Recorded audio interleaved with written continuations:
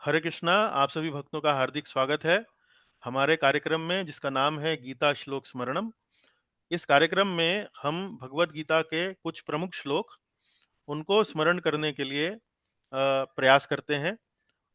श्लोक स्मरण करने के लिए केवल श्लोकों के संस्कृत का याद होना उसको हम पर्याप्त नहीं मानते हैं, अपितु श्लोक की जो भाव है, श्लोक का जो अर्थ है, उसको भी हम बहुत महत्व देते हैं। तो इसलिए श्लोक स्मरण में न केवल संस्कृत के शब्दों को याद करना, अपितु उसके अर्थ को, उसकी तात्पर्य को थोड़ा समझना वो भी बड़ा आवश्यक है। तो इसी संदर्भ में हमारा ये गीता श्लोक स्मरण कार्यक्रम है। आज की हमारी ये 10वीं कक्षा है और आज हम भगवत गीता के दूसरे अध्याय के 22वें श्लोक पर अपनी चर्चा करेंगे। कार्यक्रम के आरंभ में हम मंगलाचरण करेंगे। ओम अज्ञानतिमिरन्धस्य ज्ञानञ्जनशलाकया चक्षुरुन्मीलितं येन तस्मै श्रीगुरवे नमः। श्रीचैतन्यमनोभीष्टं स्थापितं येन भूतले स्वयं रूप कदा मह्यं ददाति स्वपदान्तिकं। वन्देऽहं श्रीगुरोः श्रीयुतपदकमलं श्रीगुरून् वैष्णवांश्च श्रीरूपं साग्रजातं सहगणरघुनाथान्वितं तं सजीवं साद्वैतं सावधूतं परिजनसहितं कृष्णचैतन्यदेवं श्रीराधाकृष्णपादान् सहगणललिता श्रीविशाखान्वितांश्च। हे कृष्ण करुणा सिंधो दीनबंधो जगत्पते गोपेश गोपिका कांत राधा कांत नमोस्तुते। तप्त कांचन गौरांगी राधे वृंदावनेश्वरी वृषभानुसुते देवी प्रणमामि हरिप्रिये। वाञ्छाकल्पतरुभ्यश्च कृपा सिन्धुभ्य एव च पतितानां पावनेभ्यो वैष्णवेभ्यो नमो नमः। जय श्री कृष्ण चैतन्य प्रभु नित्यानंद श्री अद्वैत गदाधर श्रीवासादि गौर भक्त वृंद। हरे कृष्ण कृष्ण कृष्ण हरे हरे, हरे राम राम राम हरे हरे। एक बार फिर आप सभी भक्तों का हार्दिक स्वागत। कक्षा के आरंभ में हम इस बात को अपने आप को याद दिलाते हैं, स्मरण करते हैं कि श्लोकों के स्मरण हम क्यों करें, श्लोकों का स्मरण हम क्यों करें। और ये इसलिए बार बार हम दोहराते हैं ताकि हम प्रेरित रहें और भटके नहीं अपने इस लक्ष्य से कि श्लोकों को हमें स्मरण करना चाहिए। तो ये 10 कारण हैं। एक बार जल्दी से इनको दोहराएंगे ताकि हम पुनः एक बार प्रेरित हो सकें। ये श्लोक महान भक्तों की मूल रचनाएं हैं तथा हमारी चेतना पर आध्यात्मिक प्रभाव छोड़ती हैं। ये श्लोक गागर में सागर के समान हैं। इनसे कम शब्दों में हमें महत्वपूर्ण शिक्षा मिलती है। इन श्लोकों के द्वारा शास्त्र चक्षु अर्थात शास्त्र दृष्टि का विकास होता है। इनसे हमारा व्याख्यान अर्थात प्रवचन प्रामाणिक बनता है। भगवान से प्रार्थना करने में श्लोक स्मरण सहायक होता है। श्री कृष्ण का स्मरण तथा उनके प्रति प्रेम अभिव्यक्त करने में श्लोक स्मरण सहायक होता है। कठिन समय में अर्थात मृत्यु में भी यह हमें बचाता है। अगले जन्म में भी श्लोक स्मरण सहायक होता है। उदाहरण गजेंद्र मोक्ष की कथा।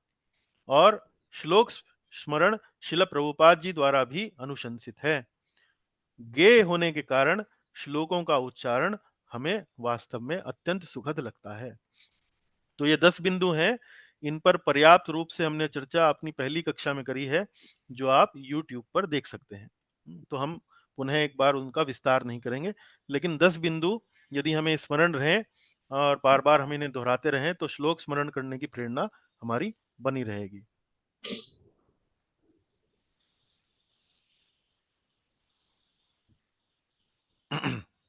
अब आगे चलते हैं।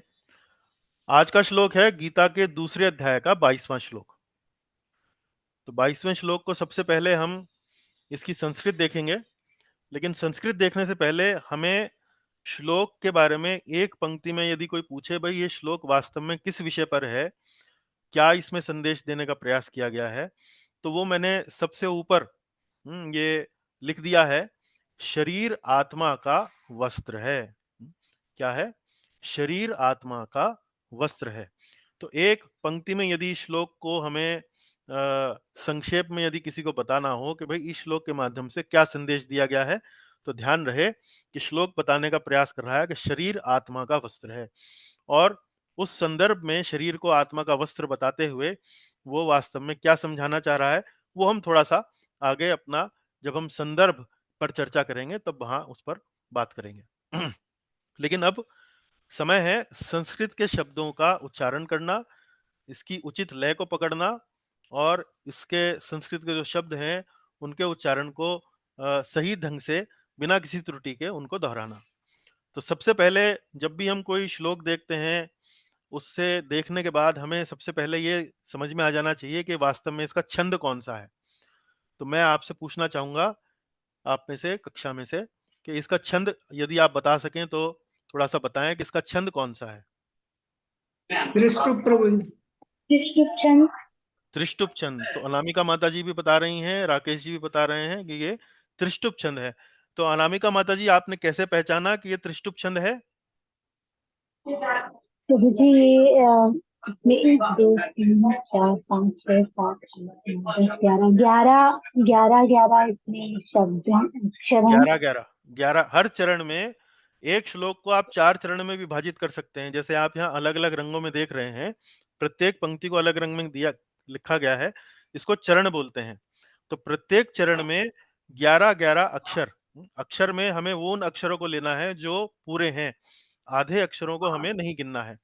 तो यदि हम इस नियम से चलते हैं, तो हम देख सकते हैं कि प्रत्येक पंक्ति में 11-11 अक्षर हैं। तो 11 अक्षर पढ़ते ही या जानते ही हम समझ जाते हैं कि वास्तव में त्रिष्टुप छंद है। अब त्रिष्टुप छंद की लय को याद रखने के लिए हमने एक श्लोक आपको भगवत गीता से बताया है। वो भगवत गीता का श्लोक कौन सा है? वो कौन सा? कार्पण्य दोष। कार्पण्य दोषो है, दूसरे अध्याय का 7वां छंद, 7वां श्लोक। तो क्या मैं अनुरोध कर सकता हूं आप में से किसी से, निधि माता जी से, क्या मैं अनुरोध कर सकता हूं कि वो बताएं कि कार्पण्य दोषो पहता स्वभावा छंद को कैसे गाया जाता है? जी प्रभु जी। कार्पण्य दोषोपहता स्वभाव पृच्छामि त्वां धर्म सम्मूढ़ चेता यच्छ्रेयस्यानिश्चितं ब्रूहि तन्मे शिष्यस्तेऽहं शाधि मां त्वां प्रपन्नम्। अत्यंत सुंदर, उत्तम। अब आप निधि माता जी इसी श्लोक को जो आपके सामने स्क्रीन पे है, इसी लय में यदि आप गाएं तो गाने का प्रयास कीजिए। धीरे धीरे गाइएगा ताकि सब लोग पकड़ सकें। जी। वासांसि वासांसि जीर्णानि यथा विहाय नवानि गृह्णाति नरोपराणि तथा शरीराणि विहाय जीर्णानि अन्यानि संयाति नवानि देहि। उत्तम, उत्तम, अत्यंत सुंदर।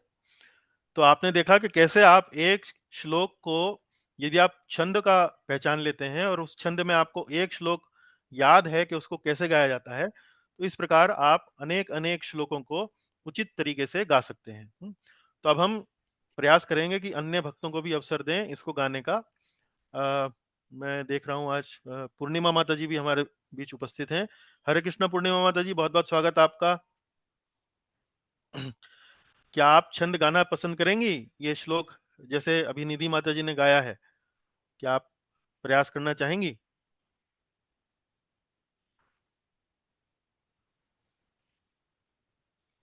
मुझे लगता है माता जी शायद अभी हमें सुन नहीं पा रही हैं। तो मैं अन्य किसी भक्त से, जी रीटा माता जी कह रही हैं। रीटा जी आप प्रयास कीजिए। हरे कृष्णा प्रभु जी। हरे हरे कृष्णा कृष्णा। सभी को। जी। वांसांसि जीर्णानि यथा विहाय नवानि गृह्णन्ति नरोपराणि तथा शरीराणि विहाय जीर्णन्य यानि संयाति नवानि देहि। सुंदर। इसमें माता जी जो आपने यहाँ हरे रंग से जो पंक्ति लिखी है, उसमें जी। इस शब्द के उच्चारण पर ध्यान दीजिए। ये ग्रहणाति है। ग्रहणाति, गृह्णाति। ग्रहणाति, गृह्णाति। है ना? जी आप जो प्रभुपाद जी की जो भगवत गीता है उसमें जहां शब्दों का अर्थ दिया गया है, उसमें आप देख सकती हैं ह के नीचे हलंत लगा है, तो ह जो है आधा है, और न जो ये राणा में जो ये ण आता है वो पूरा है। तो इसका जी उच्चारण होगा ग्रहणाति। जी ग्रहणाति। प्रभु। उसके धन्यवाद। अलावा, उसके अतिरिक्त, जैसे यहाँ पर ये जो पंक्ति है तीसरी पंक्ति है उसमें जो अंतिम शब्द है जीर्णानि, और उसके बाद चौथी पंक्ति में जो पहला शब्द है अन्यानि, इसको आप जीर्णानि और अन्यानि करके भी इसका उच्चारण कर सकते हैं। तथा शरीराणि विहाय जीर्णानि अन्यानि संयाति नवानि देहि। तो यहाँ जीर्णानि और अन्यानि का जब संधि हो जाता है तो जीर्णान्य करके उसको जीर्णान्यन्यानि इस तरह से उसका उच्चारण किया जाता है। तो एक बार फिर हम अब अवसर देंगे। रीटा माता जी, एक बार आप पुनः गाना चाहेंगी? जी प्रभु जी, कोशिश जी। करती हूँ प्रभु जी। हम्म, वासांसि जीर्णानि यथा विहाय नवानि गृह्णाति नरोपराणि तथा शरीराणि विहाय जीर्णानि अन्यानि संयाति नवानि देहि। हाँ जी। अच्छा, अब ये जो ग्रहण, ये जो शब्द है नवानी के बाद, इसको दोबारा पढ़िए एक बार। गृह्णाति। हाँ, ग्रहणाति, बिल्कुल उत्तम। ठीक, ठीक है जी, बहुत बढ़िया जी। अब मैं अवसर देना चाहूंगा, अन्य कोई भक्त अवसर लेना चाहते हैं तो हाथ खड़ा करें। अन्य, हाँ, अनामिका माता जी आप भी पढ़िए जी। हरे कृष्ण प्रभु जी। हरे कृष्ण। वासांसि जीर्णानि यथा विहाय नवानि गृह्णाति नरोपराणि तथा शरीराणि विहाय जीर्णानि अन्यानि संयाति नवानि देहि। उत्तम हरे उत्तम, कृष्ण। बहुत उत्तम, सुंदर जी। अब सुधा माता जी आप पढ़ना चाहती हैं? Do you want to read? जी, जी। Yes please go ahead. वासांसि जीर्णानि यथा विहाय नवानि गृह्णाति नरोपराणि तथा शरीराणि विहाय जीर्णान्यानि संयाति नवानि देहि। उत्तम उत्तम, अति उत्तम, सुंदर। चलिए अब हम अवसर देना चाहते हैं सनातन धाम प्रभु। हरे कृष्ण विद्यारत्न। हरे कृष्ण प्रभु जी, दंडवत। वासांसि जीर्णानि यथा विहाय नवानि गृह्णाति नरोपराणि तथा शरीराणि विहाय जीर्णानि अन्यानि संयाति नवानि देहि। अति उत्तम, अति उत्तम, सुंदर जी। अब हम आग्रह करेंगे सुबोध जी को। सुबोध जी। हरे कृष्ण प्रभु जी। हरे कृष्ण प्रभु जी, स्वागत जी। जी। वांसांसि जीर्णानि यथा विहाय नवानि गृह्णाति नरोपराणि तथा शरीराणि विहाय जीर्णानि अन्यानि संयाति नवानि देहि। अति उत्तम, बहुत सुंदर उच्चारण आज आपका जी। अच्छा, इसमें अब मैं एक प्रश्न पूछना चाहूंगा कक्षा से। इसमें जो हरे हरे रंग से जो पंक्ति लिखी हुई है उसमें नरोपराणी में एक ये अक्षर, विचित्र सा दिखने वाला अक्षर, अ, अंग्रेजी का जिसको एस बोलते हैं, एस फॉर शुगर। तो ये अक्षर वास्तव में इसका क्या अभिप्राय है? क्या इसको उच्चारण में लेना चाहिए, क्या नहीं लेना चाहिए? कोई बता सकते हैं? नहीं, ये अवग्रह है। हाँ, तो सुधा माता जी ने बहुत सुंदर बताया, उत्तर दिया। इसको अवग्रह बोलते हैं, और इसकी तुलना अंग्रेजी में हम किससे करते हैं? अंग्रेजी में भी इस प्रकार से एक, यदि आप प्रभुपाद जी की भगवत गीता देखें, और प्रभुपाद जी ने एपोस्ट्रोफी, एपोस्ट्रोफी जैसे डोंट, DON एपोस्ट्रोफी और उसके बाद टी, तो एपोस्ट्रोफी का हम कई अलग से कुछ उस पर उच्चारण में ध्यान नहीं देते हैं। इसी प्रकार से अवग्रह को हमें अनदेखा करना है, उसको हमें ये सोचना है कि ये अस्तित्व में नहीं है, और उसी के अनुसार हमें उच्चारण करना है। नरोपराणी। तो ये वास्तव में कैसे होता है, इसका जो नियम है इसको थोड़ा समझने का प्रयास कीजिए। जैसे नरह, न र और आगे विसर्ग, नरह और अपराणी, तो जहां विसर्ग और अगला जो अक्षर है अ होता है, तो ये वास्तव में जब संधि होती है तो ये र के ऊपर ओ की मात्रा लग जाएगी और अ की जगह एक ये अवग्रह आ जाता है। तो नरोपराणी, इस प्रकार से इसको उच्चारण किया जाता है। चलिए अब हम एक और अंतिम बार एक और भक्त को अवसर देना चाहेंगे। अब हम अवसर देना चाहेंगे रविंद्र प्रभु जी को। प्रभु जी जी आप। प्रभु जी। जी। वासांसि जीर्णानि यथा विहाय नवानि गृह्णाति नरोपराणि तथा शरीराणि विहाय जीर्णानि अन्यानि संयाति नवानि देहि। उत्तम उत्तम उत्तम। आज तो लगता है कि सभी लोग बड़ा धुरंधर प्रदर्शन कर रहे हैं। बहुत सुंदर, बहुत बढ़िया। चलिए अब हमारा उच्चारण का ये जो कार्यक्रम था, संस्कृत का जो उच्चारण का जो कार्यक्रम था, ये तो हमने देख लिया और आप भक्तों ने वास्तव में बड़ा सुंदर उच्चारण किया है। अब हम आते हैं इनके शब्दों के अर्थ पर। तो वास्तव में अब हम थोड़ा गहराई में जा रहे हैं। अब हम एक एक करके शब्दों का अर्थ देखेंगे। देखिए, वासांसी, वासांसी का अर्थ है वस्त्रों को। वासांसी का अर्थ है वस्त्रों को। जीर्णानी, तो जीर्णानी शब्द जो है ये हिंदी में भी प्रयोग होता है। यदि आपको मैं पूछूं, क्योंकि आप मुख्य रूप से सभी लोग हिंदी भाषी प्रदेश से हैं, तो यदि मैं पूछूंगा जीर्ण शीर्ण का अर्थ क्या होता है, तो पुराने कौन वस्त्र। बोल? हाँ जी, हाँ, नहीं नहीं, एक मिनट, कोई और बोल रहा था। हाँ, ठीक है। हाँ जी, ठीक है। जीर्ण शीर्ण, जीर्ण शीर्ण किसको बोलते हैं हिंदी में? अगर जीर्ण शीर्ण का दूसरा शब्द बताना हो तो क्या बोलेंगे आप? हिंदी में नहीं पता। ठीक है, इसे ठीक है, हाँ ये बात। हाँ, फटा सुधा जी फटा आप। प्रभु जी। फटा पुराना, फटा पुराना है। जीर्ण, जीर्ण शीर्ण हो गया, तो जीर्ण शीर्ण मतलब फटा पुराना। इसी प्रकार से जीर्णानी, तो ये संस्कृत का शब्द है, इसको बोलते हैं फटे पुराने। वस्त्र जो हैं वो फट जाते हैं, पुराने हो जाते हैं। अब अगला शब्द आया है यथा। तो यथा शब्द के बारे में हमने पहले भी चर्चा करी है। यथा शब्द के बारे में क्या विशेष है, क्या बात विशेष है यथा शब्द के बारे में? इस प्रकार। जिस प्रकार, तो आप देखेंगे कि जिन संस्कृत श्लोकों में यथा शब्द आता है, उसी संस्कृत के श्लोक में बाद में कहीं आपको तथा शब्द भी दिखाई देगा। तो उसी जिस प्रकार। प्रकार और उसी प्रकार, तो यथा से मतलब है कि यहां पर उदाहरण देके समझाया गया है कि जिस प्रकार ऐसे होता है, उसी प्रकार ऐसे भी होता है। तो उदाहरण देकर जैसे हम लोग कभी कभी समझाते हैं ना किसी व्यक्ति को, कि जैसे ये बात समझो और उसी प्रकार से ये बात भी आप समझ सकते हैं। तो यथा मतलब जिस प्रकार। विहाय, विहाय शब्द भी श्लोकों में कई बार देखने को मिला है। तो विहाय शब्द का क्या अर्थ है? विहाय शब्द का अर्थ क्या है? त्याग त्याग कर, त्याग त्याग कर। त्याग हाँ, तो करना। अब पहली पंक्ति को यदि हम देखें, वस्त्रों को फटे पुराने जिस प्रकार त्याग कर। यानी कि इसका थोड़ा अगर हम शब्दों को आगे पीछे करें, तो जिस प्रकार फटे पुराने वस्त्रों को त्याग कर, इस प्रकार इसको हम, इसकी पंक्ति को एक बार पुनः एक बार व्यवस्थित कर सकते हैं। अब हरे वाली पंक्ति देखते हैं। नवानी, नवानी तो बड़ा सरल है। नए। नए, न्यू। नवीन है, नए, नए, न्यू, नए, नई नए, वस्त्र नए वस्त्र, नए वस्त्र। ग्रहणाति, ग्रहण करना, ग्रहण ग्रहणाति, करना।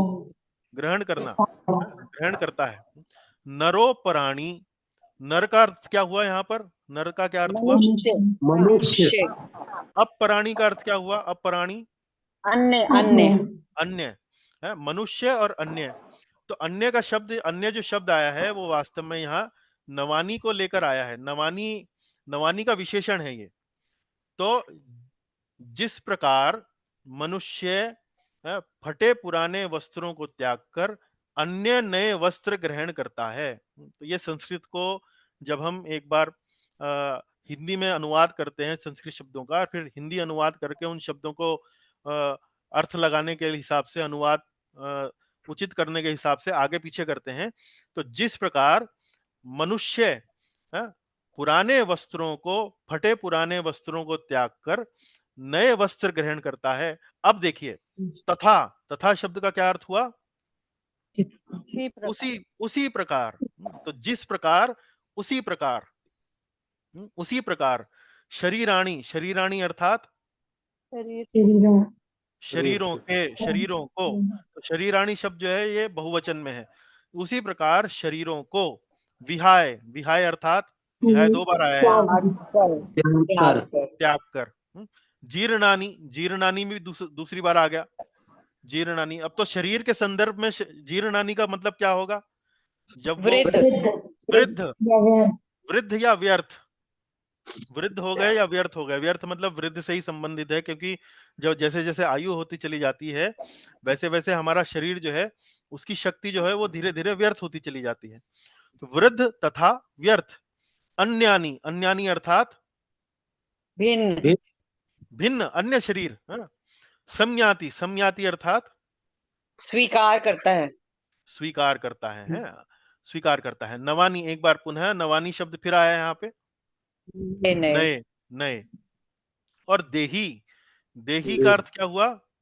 शरीर। देहधारी आत्मा नहीं, देही का, हाँ, देही, देहधारी आत्मा। आत्मा उसका उचित अर्थ है। देही का अर्थ शरीर, देही का अर्थ शरीर नहीं है, देही का अर्थ शरीर नहीं, देह का अर्थ शरीर है, लेकिन देही का अर्थ वो है कि जो शरीर के अंदर बैठा है वो देही है। शरीर, शरीर के, शरीर के अंदर बैठने वाला, शरीर के अंदर बैठने वाला देही है, शरीर के अंदर बैठने वाला देही है। ठीक है। तो अब यहाँ जो अंतिम 2 पंक्तियां हैं जो नीले और बैंगनी रंग से लिखी हुई हैं, उसी प्रकार देही, उसी प्रकार देही यानी कि आत्मा वृद्ध तथा व्यर्थ शरीरों को त्याग कर अन्य शरीर स्वीकार करता है, अन्य नया शरीर स्वीकार करता है। तो ये उपमा आपको आशा है समझ में आई होगी कि जिस प्रकार मनुष्य, जिस प्रकार मनुष्य फटे पुराने शरीरों, फटे पुराने वस्त्रों को त्याग कर नए वस्त्र ग्रहण करता है, उसी प्रकार आत्मा वृद्ध तथा व्यर्थ शरीरों को त्याग कर अन्य शरीर को स्वीकार करता है। तो ये आपको अब इस प्रकार से जैसे हमने चर्चा करी, तो आशा है श्लोक का संस्कृत जो है वो बड़े उचित ढंग से आपको समझ में आया होगा। कोई आपका प्रश्न है, किसी प्रकार की आपकी कोई शंका है, उसका निवारण कर सकते हैं। यहाँ तक समझ में आया आपको सबको? just like the shloka है that देहिनोस्मिन् यथा देह। देहिनोस्मिन्, जी, यथा देह। हाँ, देखिए उसमें भी देहिनोस्मिन् यथा, तथा देहांतर प्राप्तिर। तो यथा उसमें भी आया और फिर तथा आया, जैसे है वैसे, जैसे यानी कि जिस प्रकार और वैसे। बहुत सुंदर उदाहरण दिया सुधा माता जी आपने, very nice example, thank you. Now we go to the अन्वय। अन्वय मतलब अब हम यहाँ पर क्या करने वाले हैं? अब हम यहाँ पर इसका अनुवाद लिखने वाले हैं हिंदी में। अनुवाद के अनुसार हम वहां पर संस्कृत के शब्दों को फिट करने वाले हैं। तो आप में से कोई भक्त जो है, राकेश प्रभु जी, आप पढ़ना चाहेंगे? और हरे रंग में जो लिखा है केवल उतना ही पढ़िए, जो लाल रंग में लिखा है उनको ना पढ़िए। जी प्रभु जी। जी। मनुष्य जिस प्रकार पुराने वस्त्रों को त्याग कर अन्य नूतन वस्त्र ग्रहण करता है, उसी प्रकार आत्मा जीर्ण शरीर त्याग कर अन्य नूतन शरीर धारण करता है। जी, अब यहाँ हमने हिंदी लिखा है और हिंदी के साथ साथ हमने लाल रंग में संस्कृत के वो शब्द बताए हैं जो श्लोक में आते हैं, ताकि हमें पता लगे कि किस हिंदी के शब्द को वास्तव में संस्कृत में किस शब्द से यहाँ पर सूचित किया गया है। तो ये आशा है आपको बिल्कुल स्पष्ट हो गया होगा। अब हम अपनी कक्षा के सबसे महत्वपूर्ण भाग पे आते हैं कि भाई वास्तव में इसका संदर्भ क्या है, किस संदर्भ में इस श्लोक को कहा गया है, हमारे सीखने लायक, हमारे जीवन में उपयोगी इसमें क्या बात है। तो संदर्भ पर चर्चा करेंगे। जैसा कि हमने पिछली स्लाइड में भी दिखाया आपको, इसका मूल संदेश क्या है? शरीर आत्मा का वस्त्र है, शरीर आत्मा का वस्त्र है। तो जैसे व्यक्ति वस्त्र जो है नए नए बदलता रहता है, इसी प्रकार आत्मा जो है वो अलग अलग शरीर बदलता रहता है। तो ये बात को समझाने के लिए इस श्लोक को भगवान श्री कृष्ण अर्जुन के सामने बोलते हैं। लेकिन ये श्लोक भगवान श्री कृष्ण अर्जुन के सामने क्यों बोलते हैं? क्योंकि अर्जुन के मन में एक प्रकार का ग्लानि का भाव है। वो ये सोच रहा है कि ये जो भीष्मदेव नामक जो शरीर है, जो मेरे संबंधी हैं, जो मेरे वरिष्ठ हैं, भीष्म नामक जो शरीर है, उसके त्याग का कारण मैं बन जाऊंगा। जब ये युद्ध होगा युद्ध में जब चारों तरफ से बाण चलेंगे, मैं अपने पितामह पर बाण चलाऊंगा, तो भीष्म नामक उनका ये जो शरीर है वो समाप्त हो जाएगा। तो उसका कारण जो है वो मैं बनूंगा। इस बात की ग्लानि अर्जुन को हो रही है। उसको समझाने के लिए भगवान श्री कृष्ण इस प्रकार का श्लोक यहाँ बोलते हैं, और उस श्लोक को बोलते हुए अर्जुन के सामने वो स्पष्ट करना चाह रहे हैं कि पुराने वस्त्रों का त्याग करवाकर नए वस्त्र धारण करवाने से क्या कोई दोषी हो जाता है? यदि कोई व्यक्ति किसी व्यक्ति को कहे कि भाई आप ये नए पुराने वस्त्र त्याग कर लीजिए और एक ये नया वस्त्र ग्रहण कर लीजिए, तो क्या उससे वो व्यक्ति दोषी हो जाएगा? है, तो उसका उत्तर है कि नहीं, इससे कोई व्यक्ति दोषी नहीं होता है, बल्कि इस बात से तो प्रसन्नता होनी चाहिए कि अब वो पुराने शरीर उनके पास थे, अब वो उन पुराने शरीरों से छूट गए हैं, अब उन्हें एक नया शरीर मिलेगा और उस नए शरीर में वो अपने आप को नई नई इंद्रियां मिलेंगी, नए नए प्रकार से वो अपने आप को एक प्रकार से अभिव्यक्त कर सकते हैं। तो ये दुख का कारण नहीं है, वास्तव में प्रसन्नता का कारण है। तो एक दृष्टिकोण भगवान इस प्रकार से उनको देने का प्रयास कर रहे हैं। तो भीष्म देव को पुराना शरीर त्याग करवाकर नया शरीर ग्रहण करवाने पर भी क्या कोई दोष लगेगा? उत्तर है नहीं। लेकिन यहां पर हमें एक बात को ध्यान देना है। इस जिस प्रकार से हमने यहाँ पर आपको ये श्लोक समझाया, उस प्रकार से यदि हम श्लोक किसी अनजान व्यक्ति को समझाएं, जो वास्तव में गीता के मर्म को नहीं अच्छी तरह से नहीं जानता है, तो इसका गलत अर्थ भी निकाल सकता है। वो क्या अर्थ निकाल सकता है? वो ये अर्थ निकाल सकता है कि भाई शरीर का तो कोई उपयोग नहीं है, शरीर तो बेकार है। यदि मैं किसी की हत्या कर दूं और कोर्ट में, अदालत में, जज साहब के न्यायालय में न्यायाधीश के सामने यदि मैं जाकर ये तर्क दूं कि जी गीता में लिखा है कि पुराना शरीर मैंने उसका हटा दिया, अब मैंने उसके लिए ये राह जो है आसान कर दी कि अब उसको नया शरीर मिल जाएगा, तो ये तो वास्तव में प्रसन्नता का कारण है, मेरी हत्या करने में कोई दोष नहीं है। तो क्या ये व्यक्ति न्यायालय में न्यायाधीश के सामने ये तर्क दे सकता है और हत्या के अपराध से वो छूट सकता है? क्या उत्तर देना चाहेंगे आप? कैसे समझाएंगे इसे?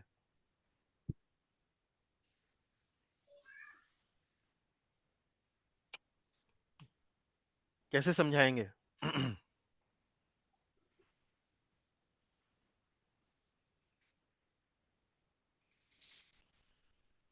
हरे कृष्ण जी। जी सनातन प्रभु बताइए। प्रभु जी एक्चुअली जैसे उसको कर्म बंधन से फ्री कर देना हो गया ना प्रोजेक्ट। जैसे कोई जेल में कैदी है और उसको आपने छोड़ दिया एक तरह से, या उसको एक शरीर मिला है तो अपने कर्म के अनुसार, तो वो उसको जब तक उसकी आयु है तब तक हम उसे जो भी उसके कर्म का बंधन है उसे भोगते हुए ऐसे, है ना। और जब उसे उस समय से पहले हम नष्ट कर देंगे, उसका अपराध या पाप तो होगा ना।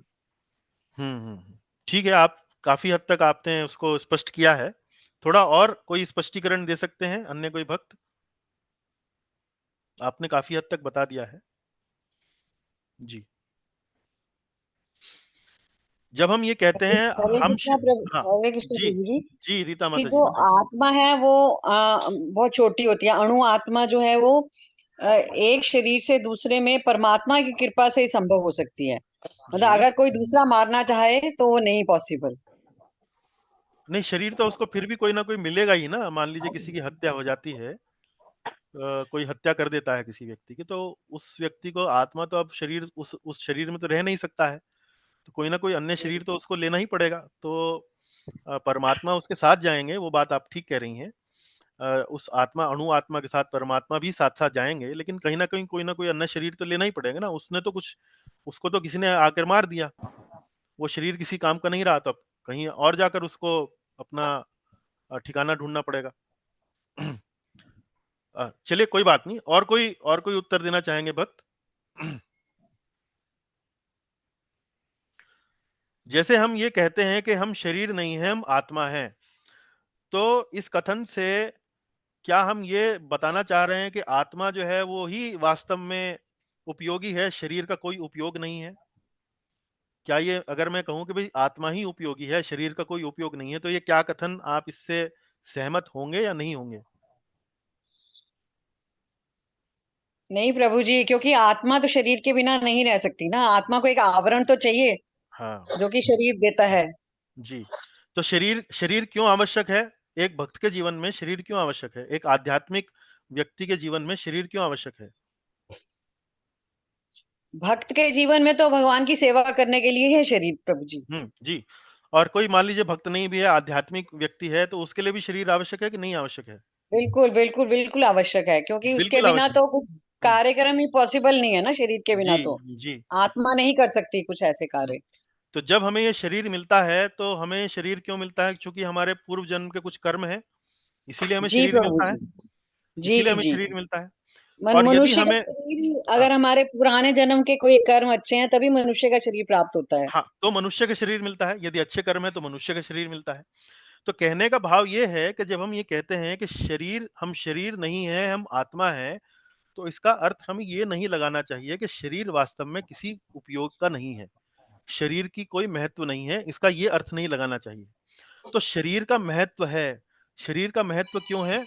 शरीर का महत्व इसलिए है क्योंकि शरीर के कारण ही, शरीर के माध्यम से ही हम वास्तव में आध्यात्मिक कार्यक्रम कर सकते हैं, अपनी भक्ति कर सकते हैं, या कोई भी आध्यात्मिक क्रियाकलाप जो हमें करना है तो हम शरीर के कारण ही कर सकते हैं।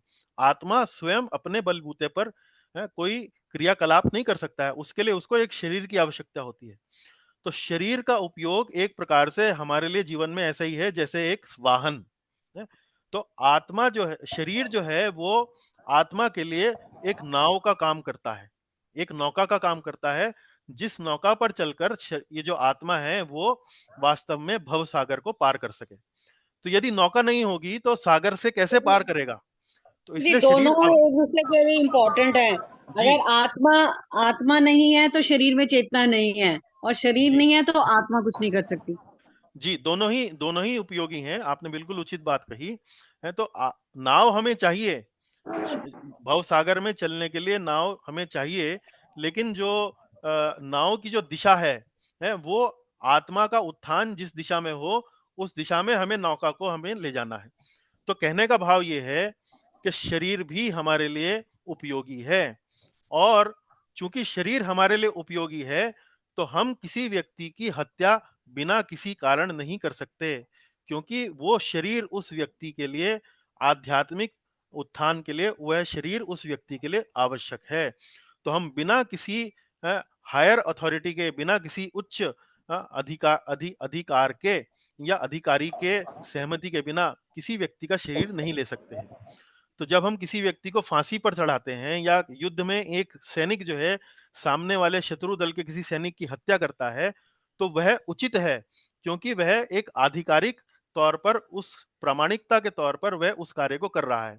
लेकिन वही सैनिक यदि अपने किसी गांव में चला जाए और उसका किसी से झगड़ा हो जाए और अपनी राइफल से वो उस व्यक्ति की हत्या कर दे, तो वह सैनिक जो है वो हत्या का दोषी पाया जाएगा। लेकिन वही सैनिक युद्ध में किसी सैनिक की, शत्रु पक्ष के सैनिक की हत्या करने का दोषी उसको नहीं कहा जाता है। तो जब शरीर और आत्मा दोनों के बीच में चुनाव का विषय हो और दोनों आपस में विरोधाभासी हो जाएं, जैसे कि अर्जुन के सामने अब स्थिति आ गई थी युद्ध के समय, तब वास्तव में आत्मा के उत्थान पर हमें बल देना चाहिए, शरीर को ध्यान नहीं देना चाहिए। तो इसीलिए यहाँ पर ये श्लोक भगवान कह रहे हैं। तो कर्म के फल के अनुसार मिले शरीर का जीर्ण होने पर विनाश अवश्यम भावी है, इसमें शोक की क्या बात है? तो भगवान अंत में अर्जुन को यह बात समझाना चाह रहे हैं कि शरीर के जीर्ण होने पर विनाश अवश्य ही होना है, तो इसमें अब शोक क्या करना है?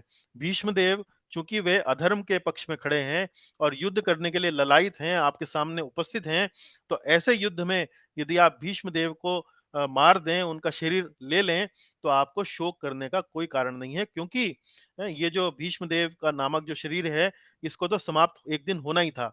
लेकिन जो उसके भीतर जो जीवात्मा है वो अब एक नया शरीर ले लेगा, वैसे ही जैसे कि मनुष्य पुराने वस्त्रों को त्याग कर नया वस्त्र धारण कर लेता है।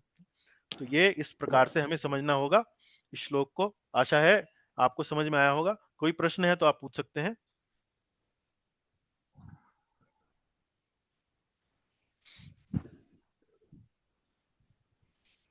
तो शरीर और आत्मा में दोनों ही अपने अपने स्थान पर उनका उपयोग है। ये बात हमें समझ में आना चाहिए। जब हम ये बात कहते हैं कि हम शरीर नहीं, हम आत्मा हैं, तो इसका अर्थ ये नहीं निकाल लेना चाहिए कि शरीर जो है किसी उपयोग का नहीं है और हम अपने मनमाने ढंग से किसी का भी शरीर समाप्त कर सकते हैं। तो ये बात समझ में आनी चाहिए। ठीक है, अब हम अंत में हम जो दोहराते हैं, श्लोक स्मरण के लिए जो 4-5 बिंदु हम दोहराते हैं उनको दोहराएंगे। छंद को पहचाने, 8 अक्षर का है अथवा 11 अक्षर का है, जैसा कि आपने कक्षा के आरंभ में किया। उचित लय में उसका गायन करें, आपने भी उचित लय में उसका गायन किया। शब्दों के अर्थों पर ध्यान दें, उन्हें अपने मस्तिष्क में बिठाएं। हमने अलग अलग शब्दों पर ध्यान दिया, किस शब्द का क्या अर्थ है। एक एक करके पंक्तियों का स्मरण करें, बार बार दोहराएं, ताकि अब श्लोक संस्कृत जो है हमारे मन में बैठ जाए, उसका अर्थ हमारे मन में बैठ जाए। और श्लोक के संदर्भ को जानें। श्लोक के संदर्भ को जानकर वास्तव में उस श्लोक का जो महत्व है, उस श्लोक की में जो शिक्षा का तत्व है, वो वास्तव में हमारे अंतर मन में बैठता है और इससे हम वास्तव में आध्यात्मिक प्रगति करते हैं। तो श्लोक स्मरण को अपनी दैनिक पूजा अर्चना का भाग बनाएं। यदि आप वास्तव में गंभीर हैं श्लोक स्मरण में काफी आगे जाने के लिए, तो दैनिक पूजा में या दैनिक भावना से यदि आप इसको अपना स्मरण का भाग बनाएंगे, तभी वास्तव में ये आपको सबसे अधिक लाभ दे पाएगा। अन्यथा आप भूल जाएंगे। तो इसी के साथ हमारा आज का कार्यक्रम ये समाप्त होता है। अंत में ये 108 महत्वपूर्ण श्लोकों की सूची आपके सामने प्रस्तुत है। आज हमने 22वां श्लोक पर अध्ययन किया, उसको स्मरण करने का प्रयास किया, और यहाँ ये जो नीले रंग से जो आप ये देख रहे हैं, हम ये 5वें श्लोक पर हमने जहाँ वर्कशॉप करी थी, कार्यशाला करी थी, तो ये वहां तक है। अब हम अपनी अगली कार्यशाला 27वें श्लोक के बाद करेंगे। तो इसके साथ आपका बहुत बहुत धन्यवाद। श्रीमद् भगवद गीता की जय, श्रील प्रभुपाद जी की जय। कोई प्रश्न है, कोई टिप्पणी आप करना चाहते हैं तो एक बार फिर कर सकते हैं। बहुत बहुत स्वागत आपका। हरे कृष्णा। हरे कृष्णा अनामिका माता जी, बताइए कुछ हरे पूछना कृष्णा चाहती हैं? जी एक प्रश्न था मेरा। हाँ बोलिए। प्रभु जी, जैसे एक मनुष्य की हत्या करने से तो फांसी की सजा मिलती है, मगर चाहे वह जीव हो चाहे मनुष्य हो, यदि आत्मा एक है और जब जीव हत्या होती है तो वैसी सजा नहीं मिलती है, तो उसका दंड उस व्यक्ति को भुगतना होगा या? मान लीजिए जीव आप बोल रही हैं, मान लीजिए कोई अन्य पशु पक्षी के संदर्भ में बोल रही हैं? जी जी प्रभु जी। जी हाँ, उसको भोगना होगा। उसका दंड या उसका परिणाम उसको किसी ना किसी जन्म में उसको भोगना होगा। जी हाँ, आप बिना प्रभु जी, किसी। होता हाँ जी। है कि मनुष्य में चेतना और जानवरों की चेतना में फर्क होता है, तो क्या उस हिसाब से दंड का निर्धारण, मतलब दंड भी कम हो जाता है? दंड जो है उसकी तुलना संभव है कि कम होती हो। मैंने कभी इसके बारे में स्पष्ट रूप से सुना नहीं है, लेकिन चूंकि मनुष्य योनि को उत्तम बताया गया है, आध्यात्मिक प्रगति के लिए वह विशेष बताया गया है, तो संभव है कि यदि आप किसी पशु की हत्या करें और तुलना में मनुष्य की हत्या करें, उस तुलना में शायद दंड का जो स्वभाव हो, दंड का जो उसकी जो मात्रा हो, संभव है वो कम होती हो। लेकिन मैं इस बारे में कोई बहुत स्पष्ट रूप से नहीं कह सकता हूँ, लेकिन ये मेरा एक प्रकार से अंदाजा है जो मैं आपको बता रहा हूँ। जी जी प्रभु जी, जैसे वेजिटेरियंस के लिए भी बोला जाता है कि पौधों में भी चेतना होती है मगर बहुत निम्न चेतना होती है, जी तो जी फिर कहता है कि भगवान को अर्पण करी खाए, तो सभी को इतने ज्ञान नहीं होता, हमें भी ज्ञान नहीं था, जी। तो हाँ, तो लगता है। अज्ञानता में यदि हम कोई त्रुटि कर बैठते हैं, कोई पाप कार्य कर बैठते हैं, तो उसमें भी जो सजा होती है, उसकी जो मात्रा होती है वो थोड़ा कम होती है। लेकिन जैसे कि आपने कहा कि पेड़ पौधों को मारने से उसमें जो चूंकि चेतना का स्तर बहुत कम होता है, तो उसमें वास्तव में पाप जो है वो थोड़ा इतना नहीं लगता है। ये आपने बात उचित कही है। जी जी जी जी, धन्यवाद। जी हरे माता। कृष्ण। हरे कृष्ण। चलिए, बहुत बहुत धन्यवाद। इसी प्रकार हम यहाँ कार्यक्रम को यहाँ समाप्त करेंगे। अगली कक्षा जो है वो आप समझिए कि अब अगले शनिवार तो नहीं होगी, अगले से अगले शनिवार होगी। तो अगले रविवार तक अभी कोई कक्षाएं नहीं हो पाएंगी, क्योंकि मैं व्यस्त रहूंगा, यात्रा पर रहूंगा। अगले रविवार विशेष रूप से 28 अप्रैल को हमारे गुरुदेव की व्यास पूजा वृंदावन में आयोजित की जा रही है। आप में जो भक्त आना चाहें तो आपके लिए निमंत्रण है। आपके लिए आप आ सकते हैं, लेकिन यदि आप आए तो कृपया करके एक बार मुझे सूचित कर दें ताकि मैं आयोजकों को बता सकूं, क्योंकि कार्यक्रम के बाद प्रसाद इत्यादि की व्यवस्था रहती है। और मैं तो आग्रह करूंगा कि जो लोग दिल्ली इत्यादि नगर के आसपास रहते हैं, वृंदावन के निकट हैं, तो यदि वो संडे आना चाहें और इस समारोह में भाग लेना चाहें तो बहुत बहुत स्वागत है। अन्य भक्त भी आ सकते हैं, दूर रहने वाले भी आ सकते हैं, लेकिन विशेष रूप से जो वृंदावन के निकट हैं उनके लिए विशेष अवसर है जी। इसी के साथ बहुत बहुत धन्यवाद। कार्यक्रम को यहीं समाप्त करते हैं। हरे हरे कृष्ण। हरे कृष्ण प्रभु जी, हरे कृष्ण प्रभु हरे जी। कृष्ण। हरे कृष्णा कृष्ण। हरे कृष्णा हरे कृष्णा हरे प्रभु कृष्णा जी। प्रभु। हरे कृष्ण। हरे कृष्णा प्रभु जी। हरे कृष्ण प्रभु जी, दंडवत। हरे कृष्ण प्रभु जी। हरे कृष्णा माता जी। हरे कृष्ण। हरे कृष्णा प्रभु जी। हरे कृष्ण प्रभु जी। हरे कृष्ण।